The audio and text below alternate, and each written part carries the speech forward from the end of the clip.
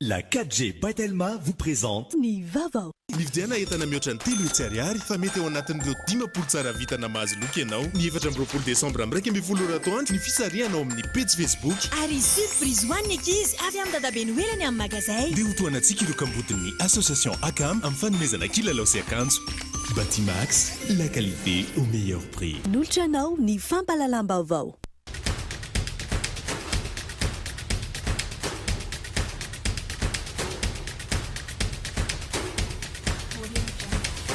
Noltranao ny fampalalam-baovao.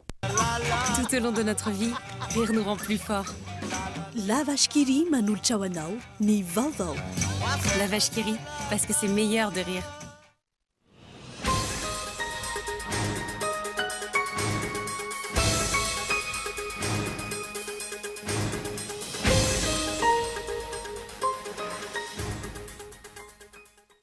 Totosa androany nitatitra nataon'ny commission de contrôle du finance de la vie politique nakasika ny fandaniam-bola natao tamin'ny fampielezan-kevitry ny solombavam-bahoaka ny taona 2024 araka ny tatitra 1.30 amin'ireo 4.700 ihany no napafantatra izany.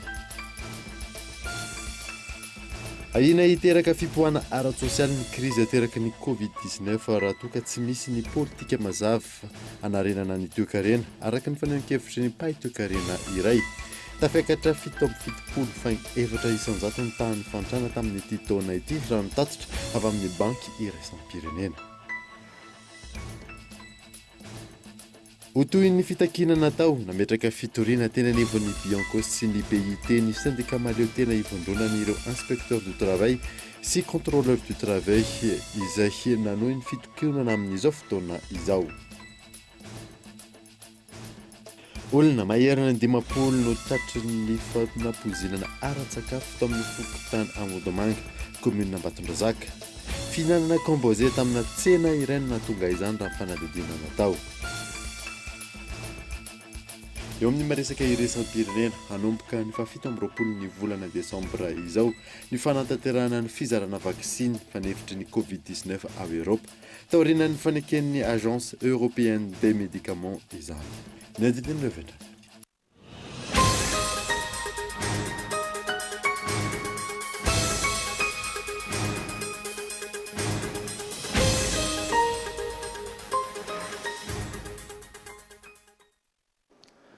Salama tompoko lasy sy tompoko vavy fotoana vaovao eto amin'ny kultivika manasanao anaraka izany hatramin'ny farany.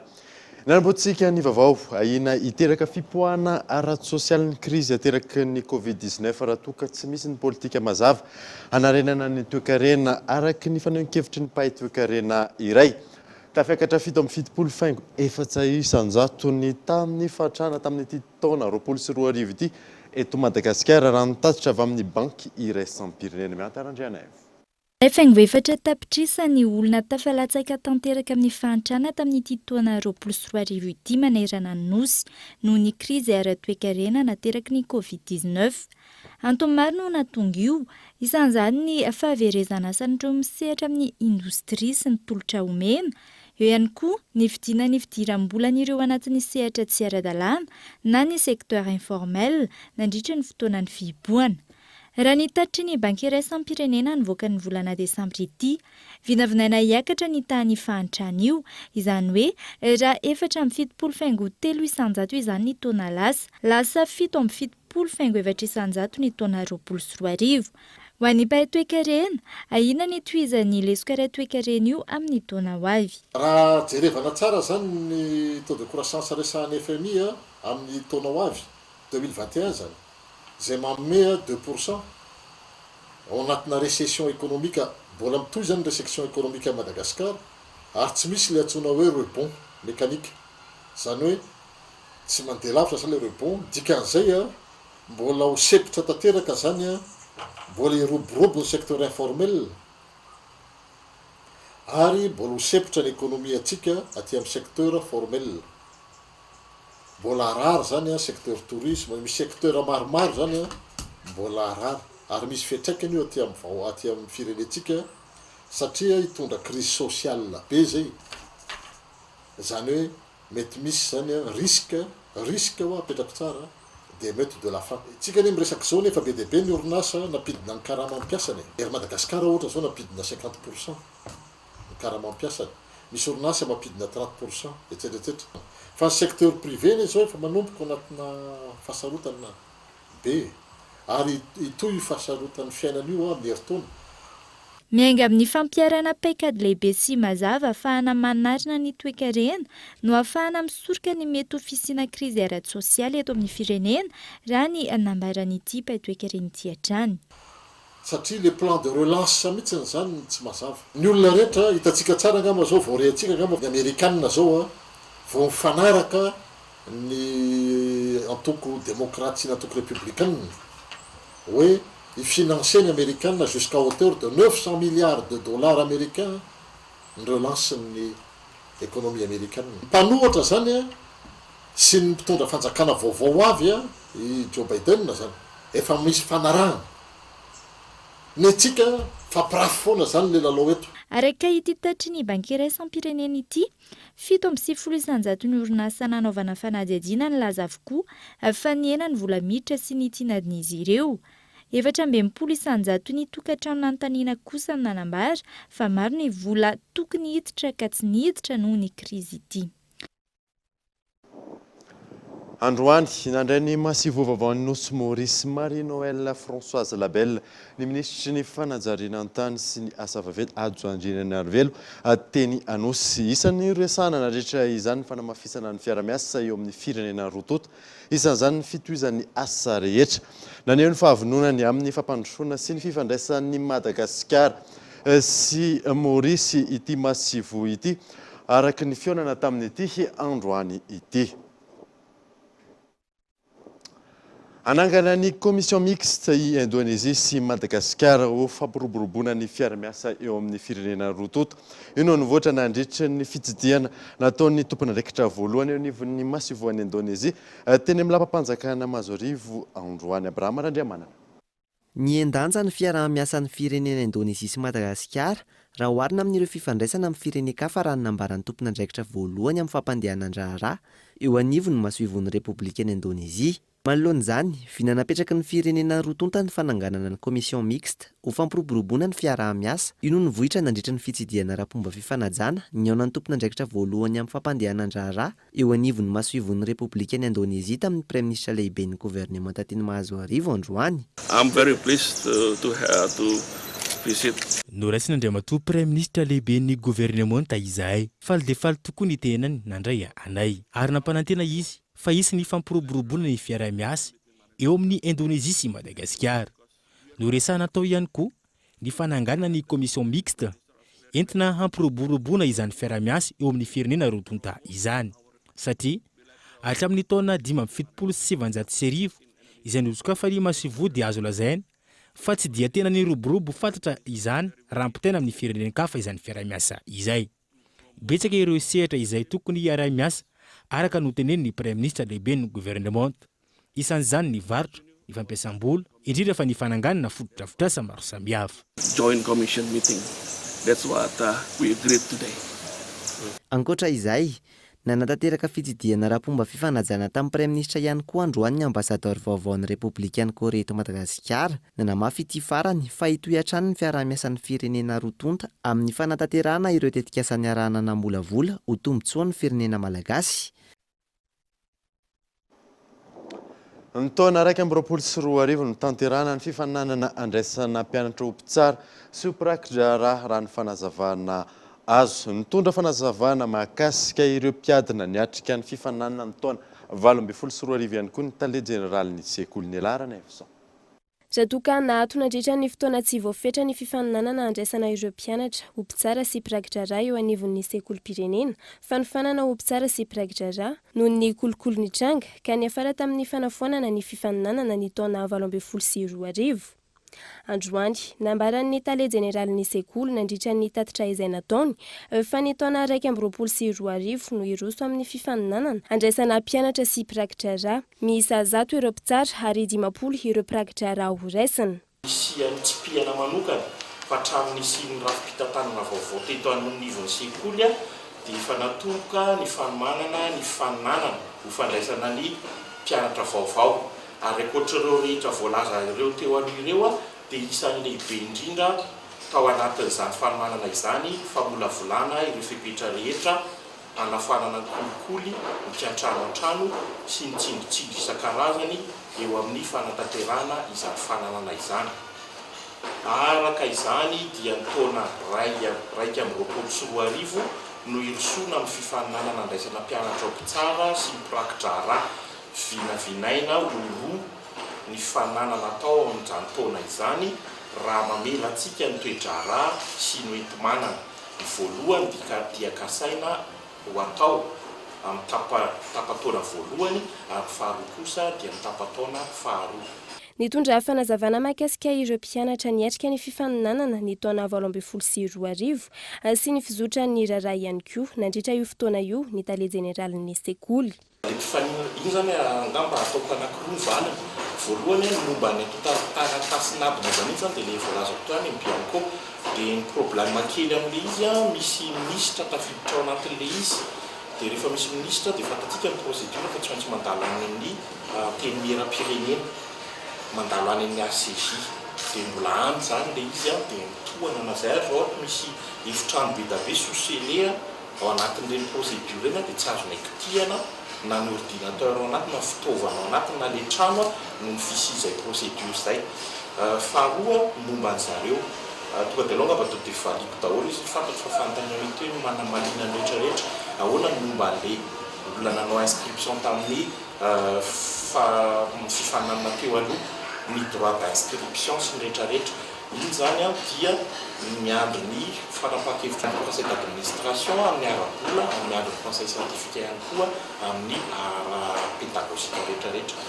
Nandritra ny fotoana izay tsy nisy ny fifaninanana idirana omby tsara sy piraikitra ra nanatanteraka fanadiovana ny fitantanana sy nametraka ny fangahararana amin'ny fanefana tsikelikely ny trosa ny sekoly. Teo ihany koa ny fanovana ny didim-panjakana mifehy sekoly, ny fanamafisana ny fanofanan'ireo mpitsara sy piraikitra ra efa amperinasa. Totosa androany ny tatitra nataon'ny commission de contrôle de finances de la vie politique mahakasika ny fandaniam-bola natao tamin'ny fampelezan-kevitra solombavamboaka ny taona 2024 araka ny tatitra 1.3 amin'ireo 4.700 ihany no nampafantatra izany ilarana efison.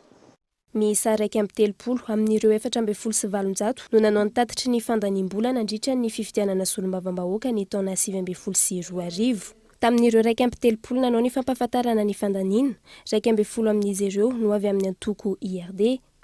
Araka ny tatitra ny antoko IRD no mitana ny laharana voalohany amin'ny fandaniam-bola nandritra ny fampelezan-kevitra solombavambahoaka izay mitetina 207 hetsy sy 7.700 tapitrisa ariary. Mitetina 7.70 sy 3 sy R1 sy R1 sy 9.700 tapitrisa ariary ho an'ireo maleo tena miisa 13 izay eo amin'ny laharana faharoa. Ho an'ny antoko dimy mitana ny laharana fahatelo ka nahatratra 5.900 sy 2 sy 9 sy 4 sy 5.20 tapitrisa ariary ny fandaniana ho an'ny olona roa. Ny 7.5 amin'ny fandaniana mandritra ny fampelezan-kevitra no resaka doka sy vola omena ny mpanakanto izay mitetina 2.705 sy R1 sy 2 hetsy sy 4.20 sy 400 tapitrisa ariary. Ny 7.5 ny fandaniana lany tamin'ny fanofana fiara, trano, zava-maneno sy ny maro hafa ihany koa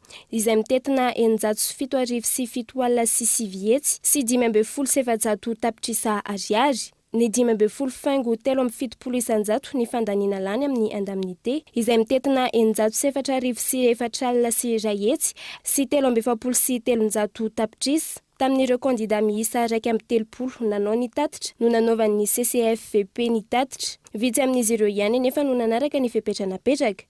Misy ihany koa ankila ny endrika famotsim-bola tsikaritra. Tamin'ireo kandida 1.3 natonga compte zany dia nisy ampolony natonga pièce justificative fa ny ankamaroany zany dia état récapitulatif zay natonga ny teny hoe na ny compte tonga dia tsy voatery nanaraka amin'ny fepetra ray manontolo fa farafakely ny ireo fambanana ny ezaka amin'ny fahatongavan'ny compte zay mihoatra amin'ireo 700 mahery zay tsy nahatonga ny compte. Ny ankamaroan'izy ireo dia milaza fa hoe vola avy amin'ny tenany manokana sy vola avy amin'ny antokony no nentin'ny atrihana ny fampielezan-kevitry ny fifidianana solombavam-bahoaka. Ataoko hoe endriky ny famotsim-bola ve ny ilazana azy fa matetika moa zany ny fifidianana dia matetika ao anatina fanandrifindrify amina fotoanana campagne campagne-na vanille, campagne-na produits locaux. Dia tany anatin'izay sehatra zay zany no nahitana fiodinana vola zay tsy voateritena zava. Kanefa moa zany zay araka ny lazaina foana hoe na voasakana zany ny fidiran'ilay vola ao anatin'ilay compte rehefa avy eo zay no ny antony tsy miankina amin'ny voamiera na tsy nampiasain'ilay candidat akory ilay vola dia tao anatin'ny sehatra ohatran'izay zany no nahitanay mety eo taratrina famotsim-bola. Tsy misy ny sazy ho an'ireo 3,7 tsy nanao nitatitra raha ny fanazavana no ny tsy fisian'ny lalàna mazava mifehy izany. Raha toka ny ady amin'ny kolikoly sy ny famotsim-bola mandritra ny fifidianana no antony nametrahana sy ny takiana ny fandaniana lany mandritra ny fampelezan-kevitra. Dia mitodika izay any amin'ireo solombavam-bahoaka lany na dia tsy voatery andefa compte aza mba hitondra fanatsarana amin'ilay lalàna. Nanome sosi-kevitra zay amin'ny fanjakana foibe mpanatanteraka mba hitondra volavolan-dalàna mba hanitsy ny zavatra misy raha ohatra ka tsy zay. Fa ny andraikitra nankinina aminay dia manao tatitra-pahabe manara-maso aloha dia manao tatitra-pahabe maso ny vokatry ny fanaraha-maso zay ataonay. Zay andraikitra nankinina tamin'ny voamiera. Jereva ny voamiera daholo ny lalàna rehetrarehetra ao anatin'ny lalàna dia tsy misy miteny mihitsy hoe afaka manasazy aniza izahay. Mazava be koa zay fa rehefa zavatra anankiray lazaina fa hoe tsy maintsy atao. Kanefa ny rehefa tsy atao dia tsy misy sazy dia matetika tsy voahaja foana izay. Dia anisana tonga nay namerimberina matetika foana teo hoe fifidianana mpanao lalàna ty ny fifidianana raha maso androany ity dia dikan'izany any ampelantanan'ilay mpanao lalàna ny lalàna fa ny voamiera dia mpampiatra an'izay lalàna tapaka eo. Raha tsy aivona, ny taona 2024 no nametrahana ny CCFVP na ny Commission de contrôle du finance de la vie politique. Voamiera izay misahana ny fanaraha-maso, ny fandaniana mandritra ny fampelezan-kevitra amin'ny fifidianana mifanisy rehetra. Ny senino ny sahana izany andraikitra izany mialohany nametrahana ny voamiera.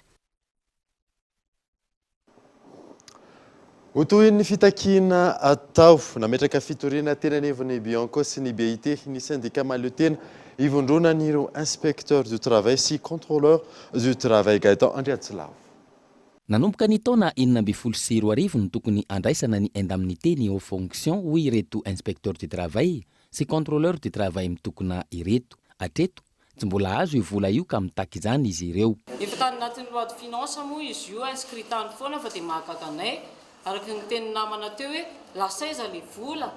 Matoa manko ny reporté ao anatin'ny loi de finance isa-taona le izy dia tokony hoe vola nisy nampiasa matoa reporté dia eo tsika mametra-panontaniana ary zay tsy tsahatra ny taky mandra-pahafantatra ny zavatra marina sy ny hoe tody any anaty banc de caissenay ny zoara-dalàna zay takinay. Ankoatra ny fitakiana atao, efa nametraka fitoriana teny anivon'ny Bianco sy ny BIT ihany koa ireto inspecteur sy contrôleur de travail manao fitakiana ireto. Izy ireo izay hiarany tsindry sy raha matahora amin'izao fotoana raha ny fanazavana. Efa henonay ny abrogation miaingany ka janozy zany. Tsy adinonay koa ny mampitafatra amin'izao fa efa mandeha fitoriana any Bianco izay ataon'ny inspecteur sy ny contrôleur du travail amin'ireo izay mety nanodikodina ny indemnité anay. Ankoatr'izay koa ny fitoriana any BIT dia efa miainga ihany koa. Ka dia ajanony daholo ny fampiorona rehetrarehetra izay eritreretina eo fanjakana andravana ny tolona izay ataon'ny inspecteur sy ny contrôleur du travail.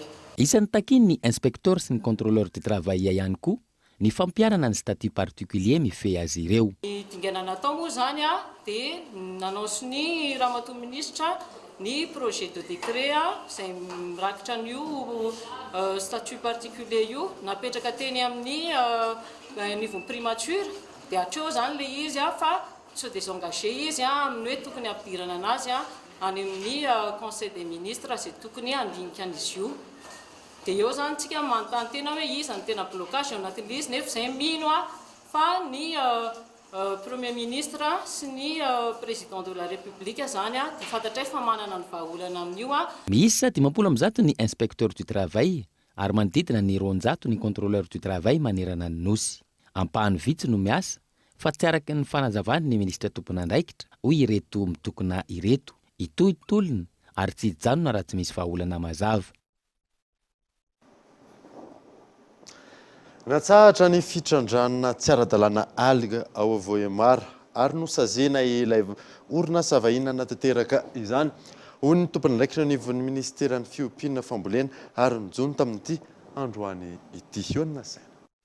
Na ato ny fitrandrana alga na ahidrano tsy ara-dalàna tao na orinasa vahiny eo amin'ny distrikany Voemara ary nosazena amerina amin'ny endriny teo aloha ny toerana izay nitrandraha ny orinasa, hoy ny tale jeneraly Nejono androany. Dia nomena accord de principe izy tamin'izany fotoana fankataovana le orinasa fa tsy midika hoe afaka manomboka amin'le orinasa le izy, afaka manao essai ray taona, rehefa tapitra ny ray taona dia tonga dia nitohy ny famokarana zay tokony navoazina aloha le fahazoana manao andrana zay a vao nomalimaly izy nandefa iraka ny ministera mijery tanteraka fa tsy maintsy miato aloha ny orinasa ary tsy maintsy miverina aty ministera manao régularisation zay dossier zay zareo vao afaka manozy ny activité.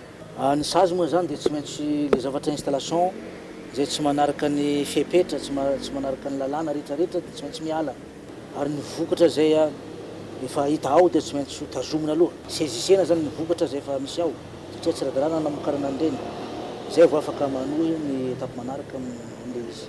Fikarohana mandritra ny herintaona no nomena ity orinasa ity raha ny fanazavana hatrany ary efa tapitra izay fepitoana izay. Raha tokony anavaony atota taratasy ny tompon'andraikitra ity orinasa ity, avy hatrany dia nanohy sy nanitatra ny toeram-pitrandrahana antsokosoko ka antony izao fampitsarana izao ho iatra ny fanazavana. Anarenana ny lesoka sy ampiroboroboana ny sehatry ny jono na simpanavozana ny pakiady nasionaly momba ny jono ahafahana manamafy ny fiarovana ny arena anatirany Madagasikara.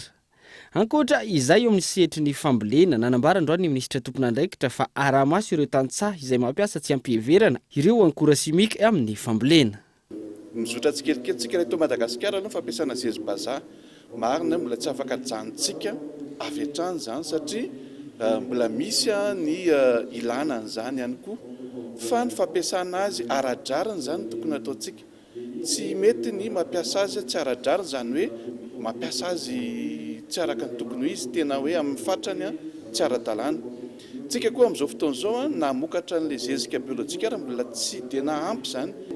Ahoana ny fangatahany rakana mba anohanana zany ny famokarana eto toerana, famadihana eto toerana ireo ilay akora izay azo atao zezika biolojika na ny akora avy amin'iren'ilay ataontsika hoe fako any amin'ny tokantrano tsirairay ireny raha itsika manavaka an'ireny dia misy azo avadika atao zezika biolojika ireny. Momba ny fambolem-bary amin'ity taom-pamokarana ity, isy ny fiainana noho ny tsy fampiny rotsakorana na izany azy tsisy fetraka amin'ity seha-piariana ity izany no ireo sopitry Madagasikara na azo rano ara-potoana ho iatran ny fanazavana ary maro ihany koa ireo lemaka vaovao no hajariana tamin'ity taona ity izay efa mokatra vary ihany koa. Famiditra eto amin'ny pejiny dokavarotra isika orena izay raha tsika ny tapany faharoan'ny vaovao rehefa avy eo ary.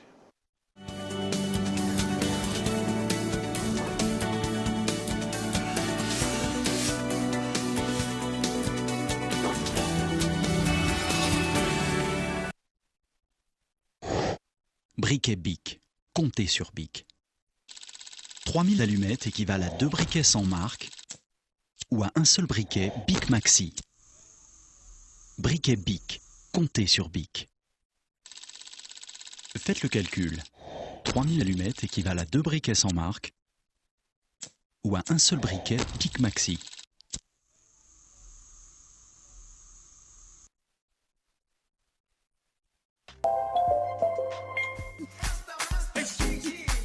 Efa tonga eto amin'ny fivarotana ankehitriny ny entana vaovao marka LG. Entana tena original, fahita lavitra ny OLED révolutionnaire, micro-ondes miaraka amin'ny technologie smart Inventor, réfrigérateur d'or indoor Instaview. Fihenam-bidy sy fanomezana maro no zaraina ho an'izay manjifa rehetra ary maimam-poana ihany koa fanaterana. Manjifa ny marka LG, miaraka amin'ny LG, fiainana mora kokoa.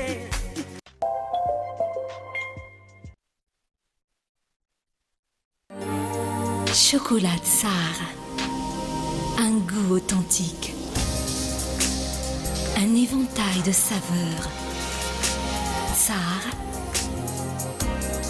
un trésor riche et gourmand, issu des précieuses fèves de cacao de Madagascar. Succombez au plaisir infini et profond du chocolat Tsar et de ses arômes intenses. Chocolat Tsar, Savourez vos émotions.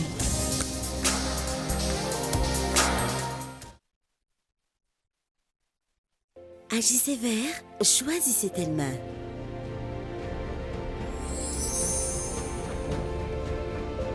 Telma continue l'action Un téléphone, un arbre pour transformer notre île rouge en île verte. Et pour les fêtes, achetez le nouveau smartphone Telma Afamax à 189 milliards. Pour chaque téléphone Telma acheté, un arbre sera planté. Telma souhaite de très joyeuses fêtes à tous les Malagasy.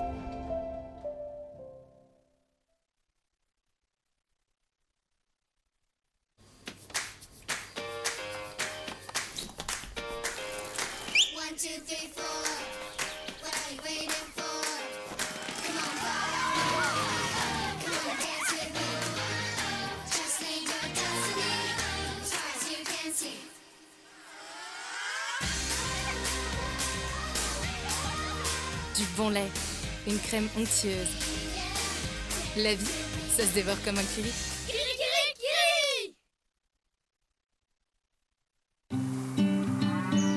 Ahitra maitso,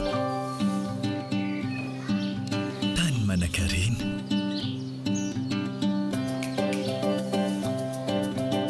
fikarakarana ampitiavana ireo omby ary fahaiza-manao malagasy.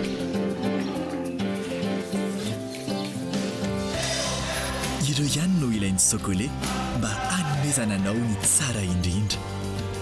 Vita avy amin'ny ronono velona, tsara sy matsiro avy eo Antsirabe. Sokolé, ny tsiro tena izy.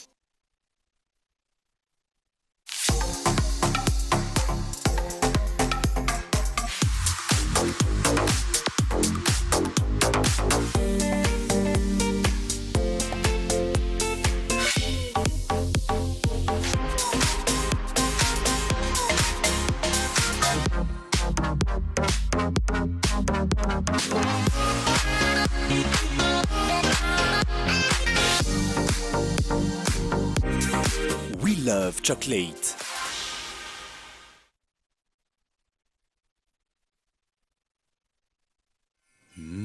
Manimanitra. Ye, efa manitra fety ao amin'ny Batimax. Fety be ao amin'ny Batimax mandritra ny volana Desambra. 10,000 hatramin'ny 70,000 be izao ny fihenam-bidy. Ka mividiana eo eny amin'ny magazay. Mividiana entana mihoatra ny 3 ariary fa mety ao anatin'ireo 10 tsara vitana mahazo loka ianao. Ny 24 Desambra amin'ny 12 atoandro ny fisariana ao amin'ny page Facebook. Ary surprise ho an'ny ankizy avy amin'ny dadabe noelany amin'ny magazay. Dia ho toanantsika ireo kambodin'ny association ACAM amin'ny fanomezana kilalao sy akanjo.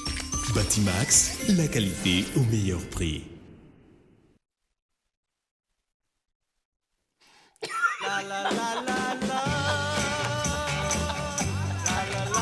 Tout au long de notre vie, rire nous rend plus forts. Ce que nous mangeons devrait en faire autant.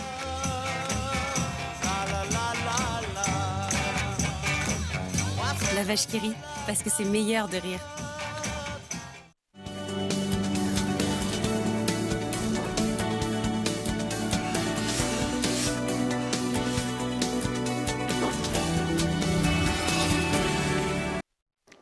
Mivena eto amin'ny fampahalalam-baovao isika.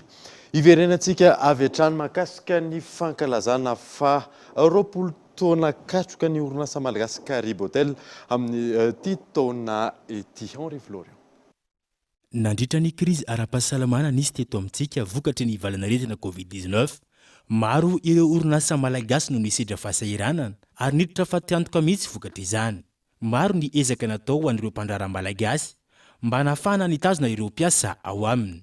Na eo aza izany, tokony ho jereny fanjakana akaiky ny fanohanana ny orinasa malagasy raha ny fanazavana. Tokony mba izao fanjakana jerena tsara natao hoe orinasa. Fa nisy ho azy ny tena elatsiro tsy hoe mameno tsy hoe sanatsy manao hoe manisy tonga sanatsy. Tokony mba izana inona daholo ny fanjara. Indrindra fa hoe amin'ny malagasy. Tsika efa amin'ny tany malagasy na Madagasikara izany. Dia tokony mba tena hoe miaitra aloha tokony hoe kitôty ihany tokony hoe tsisy fa tena tokony taona raha manokana aloha dia hoe 10 taona aloha satria izany hoe perte ao anatin'ny taona ray izany hoe zoanina ao anatin'ny taona. Tsy possible izany. Fa tsy resaka eka ihany fa resaka hoe ny fanatsarana koa ny canton satria ny tourisme zao anisany anankiray ambobo anankiray mampiakatra ny arikarenatsika ny croissance économique ny resaka tourisme dia anisany koa mba mety hoe fangatahany ho anay fativoatena zao dia mba mety hoe fanatsarany karava zao terasy zao ho fankalazana ny fetiny farany taona sy andraisana ampifaliana ny taom-baovao 124 eo ihany koa ny fankalazana ny 20 taona ny joroany Karibo Hotel izao etsika maro samihafa no karakaran'izy ireo ny daty ny 13 Desambra amin'ny toerana 3 samihafa. Karibo Hotel Analakely dia misy amin'ny farany taona amin'ny 31 Desambra dia misy animation tarika fity zany resaka animation évangélique manomboka amin'ny valo sasany alina ka hatramin'ny maraina dia ny any amin'ny Karibo Hotel Ranomafana indray tarika locale blason unique manomboka amin'ny valo sasany alina ka hatramin'ny maraina indray tena hoe farany taona tsinjaka be ary tena hoe tena entaminay zany dia ny Karibo Hotel domaine manerina ambao amin'ny 31 Desambra izay ahitana ny tovotray Jaza Mantsy Joanna ary DJ Jerry anzany no tena hoe misy fety amin'ny roa fanokafana ny fitsengerenan'ny taona 20 taona ny Karibo Hotel. Mpanankato maro samihafa araka izany no hanafana ny fetiny farantaona ao anatin'ny fankalazana ny 20 taona ny joroany orinasa Karibo Hotel. Nanentana ny rehetra ihany koa ireo mpanakanto ho tonga maro maritra ity etsika fankalazana ny 20 taona ny joroany Karibo Hotel ity. Ndray mbava kely ao anatin'ny tontolon'ny serasera dia niona voalohany atao amin'ny trambokom-pirenena Anosy androany ireo mpikambana ao amin'ny vomiera itambarana miandraikitra ny fanaovana ny karatra ho mpanao gazety Matianina. Anampy amin'ny fanadiovana ny tontolon'ny asa fanaovana gazety ampiantso fivorianan'ireo mpikambana vomiera apartany sy faritra ny vomiera nasionaly fiandohan'ny taona 2020 sy 2021. Nanozatsika ny vaovao kosa indray dia 1000 goavana miisa 2020 no azo any Madagasikara tamin'ny alalan'ny tetika sa iray izay arahana amin'ny Komeza hanatsarana ny sehampiariana hoditra Yves Richard. Mitony fampidirana ny asa tanana malagasy anatin'ny sehatry ny Matianina taorian'ny tetika sa maro natao momizay 1000 goavana mitetina 7 euro no azo tamin'ny alalan'ny tetika sa fac maire 7e appel iarahana amin'ny Komeza ho fanatsarana ny sehampiariana hoditra amin'ny ankapobeny. Isan'ny hojerena manokana anatin'izany ny kalitaon'ny vokatra amidy indrindra ny eo amin'ny tsena iraisan'ny pirenena. Voalohany indrindra aloha aty amin'ilay famokarana zany izay hitantsika androany moa zany nanolorana an'izay équipement manara-penitra zay ho an'ilay mpikirakira ny hoditra. Manaraka izay dia ny fijerevana ny tsena. Marina tokoa fa ny tsena dia ny mpanjifa no mividy. Ny fomba fijerin'ny tsena zany dia mila ovaina mihitsy. Tsy hoe akory manao zatra tsara tarehintsika dia misy vidy. Fa mila fantaritsika zany hoe inona ny tadiavin'ny tsena dia inona no amboaritsika. Nanamafy ny fahavononany ifanohana amin'ny fitondram-panjakana indrindra ny ministera voakasika amin'ny fanatsarana ny asa tanana ny tetikasa fac maire 7e appel iarahana amin'ny Komeza ho tohizana ny fifanarahan'ny-piara-miasa ka ny taona ho avy no tonga ny 1000 fanampiny ho fanatsarana trany ny sehampiariana hoditra. Mbola misy 8e appel ho fanafarana zany machine zay hiditra any amin'ny resaka tanderie zay amin'ny herintaona no tanterahana. Fa ny faniriana zany dia hoe tsara aloha manana machine fa haintsika avy mampiasa azy, haintsika avy ny tojo azy, haintsika avy ny tena sehatra dia avy eo zany mito ahoana zany no ahafahana koa zany tena manampy tokoa ny filière manontolo ny cuir zay zany tanjona. Nambola fanolorana ara-pomba ofisialy mila fotsiny ihany aza ny androany. Anarivo ny isam-bolana ny komandy efa mandeha momba ny karazan'entana azo atao amin'ity 1000 ity. Antsoavo arak'izany no atao ampisehatra ivondrana ho fisitrahana ny tombontsoa avy amin'izay. Tontosa androany ihany koa ankoatr'izay ny lanonana fohy nanamariana ny fanavaozana ny birao. Misy ny sampahandrara fohy be ny asa tanana etsy amin'ny 17 hektara. Ambony tany vehivavy tratran'ny omamiadana eto amintsika izay mihoatra lavitra raha oharina amin'ireo firenen-kafa. vehivavy eo anelanelany 12 hatramin'ny 12 taona no ankamaroany izany. Izy araka izany ny fiara-miasa eo anivon'ny ministeran'ny fanabeazam-pirenena sy ny sehatra tsy miankina entina anabeazana ny tovovavy. Henri Florio. Raha ny taremarika avy eo anivon'ny ministeran'ny fahasalamana, isika eto Madagasikara no anisany manana tanisa ambony indrindra ny vehivavy tratra ny omamiadana maneran-tany. Eo amin'ny 420 isanjato eo, tovovavy eo amin'ny 12 hatramin'ny 12 taona no tena voakasika izany. Mba iarovana ny hain'ny tanora, hanao fanentanana eny anivon'ny liseny ministera, iray miasa amin'ireo mpiara-mombonantoka tsy miankina, mba hanabeazana ny tanora sy entina ampahafantarana ny fepetra rehetra ny tokony atao mba hisorohana izany homamiadana izany.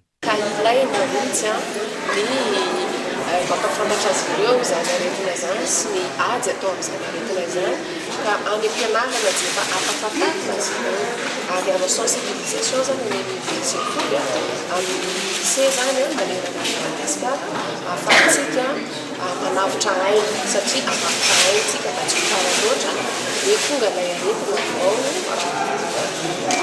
aretsabo ka ny faharoa ihany koa dia toatin'ity fifanarahana miara-miasa ity dia mahakasika ihany koa ny ady amin'ny tsy fanjarin-tsakafo amin'ny sy ny ankizy zany ary anampy ihany koa zany izy ireo amin'ny fanofanana androm-pampianatra sy tanabe misehatra ao anatin'azana mahakasika tontosa androany ny fifanaovan-tsony mpiara-miasa teo amin'ny fondation Akbarali izay natreny ny talepana tanteraka sy ny filohan'ny fikambanana La Vita Party ary ny ministry ny fanabeazam-pirenena. Tafiditra ao anatin'ity fifanaovan-tsony mpiara-miasa ity ihany koa ny ady atao amin'ny tsy fanjarin-tsakafo ary indrindra ny fisian'ny fiofana sy ny fanamafisana, ny fahaiza manao ny mpampianatra mahakasika izany ary ny fandraisana an-tanana ny mety ho fandidiana ho an'ireo ankizy mpianatra latsaky ny 12 taona. Tsy marina ny filazana ny fisiana fandraisana mpampianatra mpikaroka maro eo anivon'ny ministera araky namafisy ministra tompon'andraikitra tamin'ity androany ity. Nambarana nefa tokony isy ny fampidirana piasa ary efa nisy ny fangatana poste budgétaire. Miantarandriana eo. Misy fandraisana piasa raika amin'ny 700 atao amin'ny ministeran'ny fampianarana ambony ary mifono sy ahitana endrika kolokolo be dia be izany araka ny feo mihery. Ny ministera dia mampafantatra ny vahoaka malagasy rehetra fa hatreto ary hatramin'izao tsy mbola misy ny fandraisana piasa atao amin'ny ministera ary tsy mbola misy ny recrutement izay lazaina fa efa miparitaka na mihely izany. Nanao fangatahana n'ireo poste budgétaire ireo ministera satria tao anatin'ny 3 taona dia tsy nisitaka amin'izany mihitsy ny ministera ary hitako ny fanteran'ireo mpampianatra misy ihany koa nefa lasa korazana betsaka nefa ireo fangatahana hoe te hiditra ho mpampianatra izany ary raha mikajy sy mikely ny hoe hanatsara ny fampianarana ambony izany isika sy ny fikarohana dia tsy maintsy mitaky fandraisana mpampianatra sy mpikaroka vaovao izany. Teo amin'ny fangatahana izay naterina na natao ny ministeran'ny fampianarana ambony dia 1.700 tokoa no nangatahana fa hatreto dia ny valiny dia poste budgétaire 100 no azo. Tahaka izay ny fanazavan'ny ministra ny fampianarana ambony sy ny fikarohana ara-tsiansy mikasika ny feo mihely momba ny fampidirana mpampianatra mpikaroka ao amin'ity ministera ity. Any amin'ny taona 2024 any no isy ny fampidirana izany raha ny fanazavana.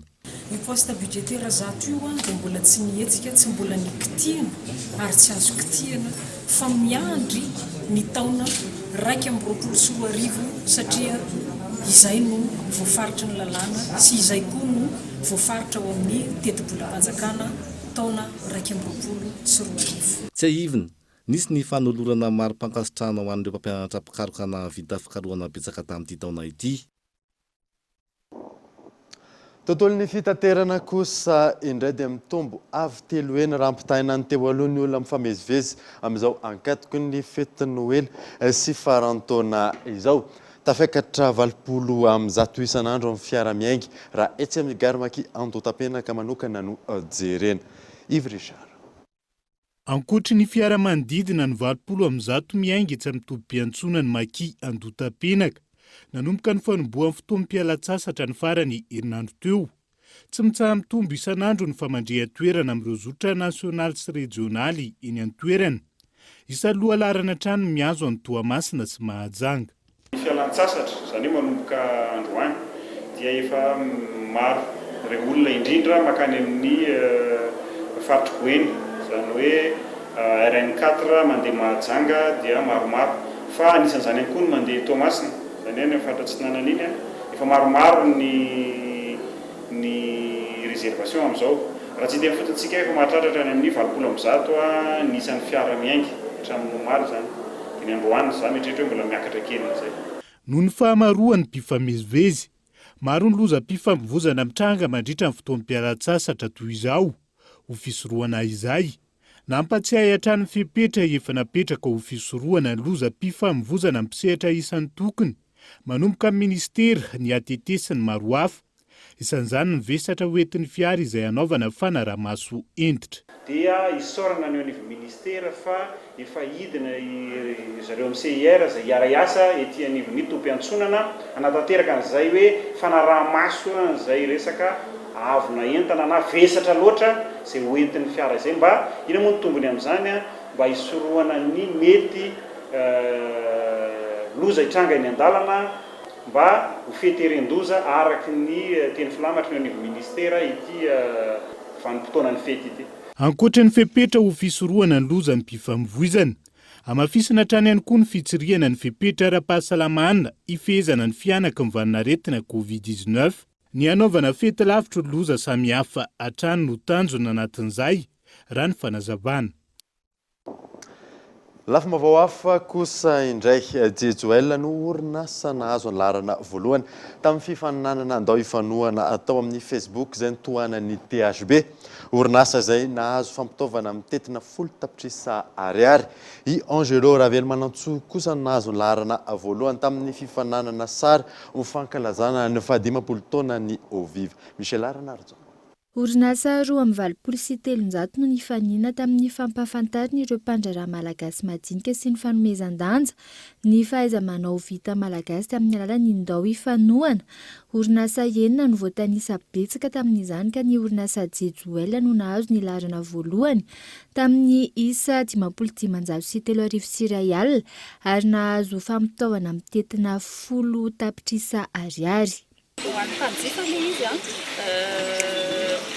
Samoana amin'ny endriny hafa koa satria misy mpanjifa zao mitady sy karazana service na karazana entana dia noho le recommandation zany afaka dia manamika anazy izy misy masaka misy afahana manjifa entana na manjifa service karazana.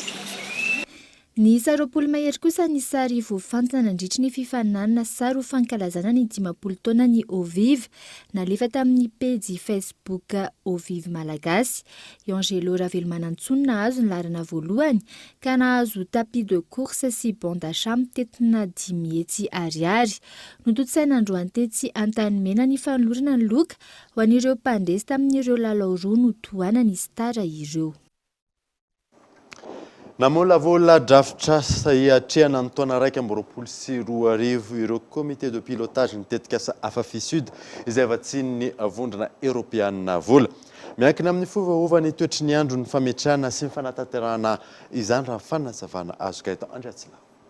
Miasa mifaritra Anosy, Androy, Atsimo Antsinanana ny fandaharana asa Afafi Sud ary voakasika izany ireo mpamboly, mpiompy, mpanjony eo anivon'ny zanabohitra. Ny comité de pilotage anorafitra mpanapa-kevitra eo anivon'ny fandaharana asa. Ireto farany izay nanao tatitra manoloana ny fandrosoan'ny asan'ireo ONG. Nisy ihany koa ny ady-hevitra momba ny lohahevitra sy sehatra asa sahan'ny Afafi Sud izay mbola miankina amin'ny fiovaovan'ny toetr'andro. Izany ihany koa dia nisoritana fa hisehitra, mety hisehitra olana satria noho ny fiovaovan'ny toetr'andro dia miankina tanteraka amin'ny izany isika ka nahafahan'ny asa sahady na minavina ny zavatra mety afaka hoentin'ny tetikasa mba hiatrehana izany fiovaovan'ny toetr'andro izany mba tsy hisy fiantraikany loatra eo amin'ny tetikasa. Mifameno ny asa ataon'ireo mpiara-miombonandro ka tsy mpamatsy vola ka tokony hisy ny fandrindrana mialoha ny rotsahana an-tsehatra. Mifameno satria zahay moa mbola faritra osaosa zany raha ny fidiram-bola izy ka ireto partenaire financier reto zany dia manao asa zay mifameno amin'ny programme ny faritra zay mifameno mamaly ihany koa zany ny programme ny fitondram-pazakana amin'ny lafiny miditra amin'ireo velirano napetraky ny filoham-pirenena reo. Nandritra ny fiaonan'ny comité de pilotage no novelabelarina sy nankatoavina ny dravitr'asa ho tanterahina mandritra ny taona 2024. Ho famahana ny olana isy ampiariana Ilonglang natsangana ny plateforme Ilonglang ao Nosbe. I Nosbe izay solontenan'ny Madagasikara eo amin'ny tsena iraisam-pirenena eo amin'izay sehampiariana izay Gaëtan Andriatsilava. I Nosbe no misolon-tena ny Madagasikara eo amin'ny tsena iraisam-pirenena indrindra any Frantsa eo amin'ny sehatry ny ilangilangy. Antony avy ao Nosbe avokoa ny raiky amin'ny 70% ny ilangilangy any an-toerana. I Comore kosa no mifaninana amintsika eo amin'ny nivon'izao tontolo izao. Manana tombony sika noho ny amarony vokatra. Vitsy ny vokatra ao Comore saingy isan'ny manana kalitao tsara izy ireo. Araka izany, tsy maintsy ho hatsaraina ny kalitaon'ny vokatra eto Madagasikara ary ho jerena ihany koa ny lalam-barotra. Fatsika eto Nosbe zao mamokatra fa atsika mbola ny qualité ny vokatra atsika zay tsy tegna tsara. Donc zegny ho amin'ny sehatra ny mpamokatra dia tsy maintsy misy ny fagnatsarana ary iezaka zegny plateforme amin'izay lafin'izay mba hahatonga isy ny vokatra tsaratsara kokoa eo amin'ny famokarana. Mazava ho azy fa iarahantsika mety fa mihingy ny bebe langilangy ary vitsy ny vokatra miondrona indrindra tamin'ity taona ity mijotso zegny ny vokatra miondrona mazava ho azy fa miezaka ao anaty zegny plateforme miaraka amipika izay vognony manoma dia hijery ny lalam-barotra mba ahafahana misokatra kokoa mba ahafahana mivarotra tsaratsara kokoa zegny ny huile essentiel ny langilangy any ivelany. Isan'ny dingana lehibe ahafahana miaro ny tontolo iainana manatsara ny sehampiariana ilangilangy eto amintsika ny fananganana ny plateforme. Ity farany no manelanelana ny mpikambana sy ny mpitondra fanjakana mitady lalam-barotra ho fanatsarana ny fiainan'ireo tantsaha-mpamokatra. Raha tsy ivina, manodidina ny 4,000 ireo mivelona amin'ny ilangilangy ao Nosbe. Miisa 700 ireo manana lambiky na ilay orinasa kely any anaty tanàna anodinana ny vokatra ho lasa huile essentiel. Lafim-baovao hafa tanteraka kosa indray olona maherin'ny 10 no tratra ny fanapozinana ara-tsakafo tao amin'ny Fokotany Ambodimanga, commune Ambatondrazaka. Finanana composé tamina tsena iray natonga izany raha fanadadiana natao. Io na say. Menaka mandry nampiasaina nanaovana composé no nahatonga ireo olona 10 tratra ny fanapoizinana ara-tsakafo tao amin'ny Fokotany Ambodimanga, commune Ambatondrazaka. Tamin'ny Zoma lasa teo misy varotra manao gargote moa zany eto amin'ny Fokotany misy anay. Dia misy an'ireo olona maromaro izay ny sakafo ny nanao composé teo amin'ny toerana. Dia tratra ny aretina mandoso ny valana daholo zany le olona teto amin'ny Fokotany misy anay. Ka rehefa tonga moa ny sabotsy zany vao tena hita hoe maromaro le olona narary dia teo zany vao tsapa sy fantatra hoe vokatra le composé izay nividiana tao amin'ile mpanao gargote no antony natonga n'le aretina mandoso ny valana. Ia, nalaky voavonjy le olona satria raha vao nitranga zany le aretina dia taitra ny sasany dia sasany moa nandeha namonjy tany amin'ny dispensaire. Dia ho an'le teto-toerana moa niezaka koa zahay zany no nampandreny tamin'ny CSP2 dia tonga teto-toerana ny médecin chef CSP2 tamin'ny fotsy dia nanatanteraka ny fisaboana rehetra ary nahafapo ny fiarahamonina moa ny fanatanterana zany fisaboana tety fotin'izany. Tsy nahy ity zavatra nitranga ity hoy ny mpivarotra satria ny zanak'izy ireo 10 mianadaina raha ihany koa. Atao aminay dia 10 mitratra le fanapozinana ara-tsakafo vokatry le menaka zanako anako 10 menata. Fiona zany dia sady mandoa no mivalana dia sady mamoaka ny mandeha ny ao ambavany tonga dia mivoaka ny any amin'ny fivalanana. Dia marana rendoa rehefa aveo dia tonga dia mangotsongotsika daholo ny aina rehetrarehetra. Efa noraisina an-tanana avokoa ireo olona tratran'ity fanapoizinana ara-tsakafo ity ary tsy misy ahina ny hainy hoy ny mpitsabo. Ilaina ny fahamailon'ny rehetra amin'ny fividiana ireo entana ilaina amin'ny fiainana andavanandro, indrindra ny menaka amin'izao vanim-potoana ankatoko ny fety izao izay mampitobaka ireo entana efa lany daty. Trangam-piarahamonina any amin'ny faritra izay hatrany dia nitrangana aitrano tao Antsirabe androany tokony tamin'ny iray ora maraina tao amin'ny Fokotany Ampantana. mahay avokoa ny entana rehetra tao anatiny tsy nisy kosa ny ainana foy Kolo TV Antsirabe. Ndragana trano Matsiravina indray teto Antsirabe renivohitra ny aliny alatsinainy fa 20 ny volana Desambra 2024 lasa teo tokony tamin'ny 2 ora maraina. Teto amin'ny Fokotany Apatana, trano iray no olona sibatry ny afo tanteraka, mahay avokoa ireo entana rehetra tao anatiny, ary avy ao ambany-drihana no niatombohan'ny afo ka nitatra tao ambony-drihana. Tsy fantatra mazava aloha ny tena antony nahatonga izao famaizana izao. Tsy misy ny ainana fohy, ranonambarany ny arambony. Kasika ny zavatra nisy teto tamin'ny tokony teo amin'ny tamin'ny ray maraina teo zany niseho ny loza. Dia avy any ambany nisehoan'ny afo dia tsy hita izay hoe amin'ny ianao zany efa fanina atao ambony. Dia avy any ambany nisehoan'ny afo. Dia niezaka namony ihany ny fokon'olona fa tsy tratra. Dia netana tsisy zavoaka na andray ary nenana foana ny soran'Andriamanitra fa tsy nisy dia izay no zava-dehibe. Ny fiara-miatan'ny fokon'olona teny an-toerana no nahafahana ny feny afo noho ny tsy fananany tanàna Antsirabe renivohitra fiara-pamonjy voiny. Araka izany dia nanao antsoavan'ireo tompon'andraikitra ambony ireo mponina teny an-toerana. Fokon'olona misolo pompier mampalahelo fa amin'ny fokon'olona aloha dia rano isaorana misaotra ho anareo fokon'olona rehetra izay nanampy niala ny zavatra niseho misaotra indrindra fa tena mahafinaritra amin'ny fokon'olona indray dia tena mahafinaritra. Mihitsy manko ilay olona hoe Antsirabe tsy misy pompier mampalahelo satria tanàna lehibe ohatran'izao tsy misy pompier zavatra mampalahelo zany. Angatany amin'ny fitondra fanjakana mihitsy tokony ho asiana pompier Antsirabe tsy vao indray mandeha ny tsangan-javatra fa efa maromaro ny teto an-tanàna ohatran'ny tsisy vovondry mihitsy. Maresaka iraisam-pirenena kosa indray hanomboka ny 17 ny volana Desambra izao ny fanatanterahana ny fizarana vaksiny fanefitry ny Covid-19 any Europa any tao aorian'ny fanekena izany fanendina. Feu vert pour la campagne de vaccination contre le Covid-19 en Europe. Noeken'ny vondrona Europeana ny fanatanterahana ny fizarana ny vaksiny fanefitry ny Covid-19, Pfizer sy BioNTech ny antoerana, tao aorian'ny fanomezan-dalana nomen'ny Agence Européenne des Médicaments amin'ny fampiasana izany. Hanomboka ny 17 hatramin'ny 19 ny volana Novambra izao ny fizarana ny andiany voalohany amin'ity vaksiny ity ao Eropa raha ny fampitam-baovao. Ireo olona marefo, eo ihany koa ireo mpiasan'ny fahasalamana no isan'ny atao laharam-pahamehana hisitraka ny vaksiny voalohany. Raha ny fanapahan-kevitra no raisin'ny tompon'andraikitra. Tanjon'ny vondrona Europeana ny fizarana ny vaksiny miisa 400 tapitrisa hatramin'ny volana Septambra 2024. Firenena maro ao amin'ny vondrona Europeana no niandry ny fahazon-dalana amin'ny fampiasana ity vaksiny ity. Raha toka efa ho 3 herinandro no nanombohan'ny fizarana izany ho an'ny États-Unis sy Royaume-Uni. Ity farany izay firenena ahitana aretina vaovao azo avy amin'ny Covid-19 ankehitriny. Nanambara ny Agence Européenne des Médicaments fa tsy voapirofo hatreto ny fahombiazan'ity vaksiny ity manoloana ilay aretina vaovao. Etsy ankilany, nanamafy kosa ny toeram-pikarohana siantifika BioNTech fa hanatanteraka fikarohana mikasika ity aretina vaovao ity izy ireo. La mutation britannique du Covid-19. Dia izay mamarina vaovao tamin'ity androany ity ankasiany ianao nanaraka izany soafa tsara tolotolo.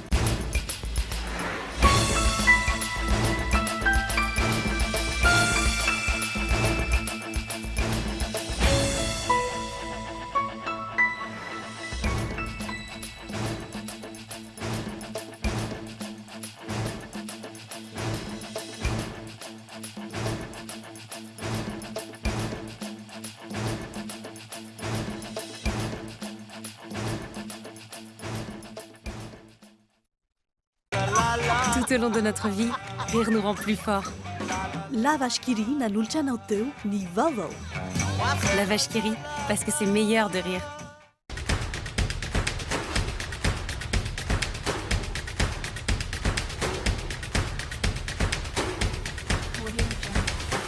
Nanolotra anao teo ny fampalalam-baovao. ny vidiana entana mihoatra ny 3 hetsy ariary fa mety eo anatin'ireo 10 tsara vitana mahazo loka ianao ny 7 desambra amin'ny 1 ratoandro ny fisarianao amin'ny page Facebook ary surprise ho an'ny ankizy avy amin'ny dadabe noelany amin'ny magazay dia hotoanantsika ireo kambodin'ny association ACAM amin'ny fanomezana kilalao sy akanjo. Batimax, la qualité au meilleur prix. Vous a présenté Ni Vavao.